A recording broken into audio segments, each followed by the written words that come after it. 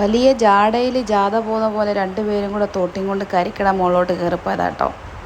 എന്തിന് പറയുന്നു, കരിക്കിടാൻ അങ്ങോട്ട് തുടങ്ങിയപ്പോൾ തോട്ടി അതിൽ കുരുങ്ങി. ഞാനും അവളും കൂടെ മാറിയും തിരിഞ്ഞ് നോക്കിയിട്ട് തോട്ടി എടുക്കാൻ പറ്റുന്നില്ല. അവസാനം ഞങ്ങളുടെ പോരാളിയെ വിളിച്ച്, പോരാളി വന്നിട്ട് പല പോരാട്ടങ്ങളും നോക്കിയിട്ട് ഒന്നും പറ്റിയില്ല. അവസാനം അവൾ പറഞ്ഞു, ഞാനല്ലേ ഇട്ടത്, ഞാൻ തന്നെ എടുക്കാമെന്ന് പറഞ്ഞു. ഈ കടിച്ച പാമ്പിനെ കൊണ്ട് വിഷം ഇറക്കിപ്പിക്കാന്നൊക്കെ പറയത്തില്ലേ, അതുപോലെ തന്നെ ഇട്ടവൾ തന്നെ തിരിച്ചെന്തായാലും എടുത്ത് തന്നു.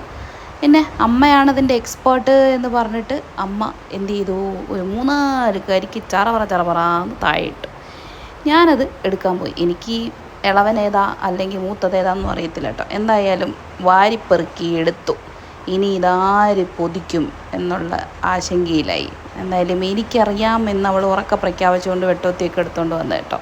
അപ്പോൾ ഞാൻ പറഞ്ഞു, നിനക്കിത് വല്ലതും അറിയാവോ പൊതിക്കാൻ? എനിക്കറിയാം, പക്ഷേ ഈ വെട്ടുകത്തിക്ക് മൂർച്ചയില്ല എന്ന് പറഞ്ഞു.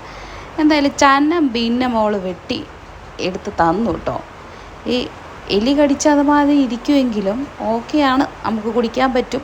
കുറച്ച് താഴെയും പോയി, എന്നാലും നമ്മൾ അഡ്ജസ്റ്റ് ചെയ്ത് കുടിച്ചു കഴിഞ്ഞപ്പോൾ അതിനകത്ത് തിന്നാൻ നോക്കിയപ്പം ഒരു സാധനം പോലും ഇല്ല.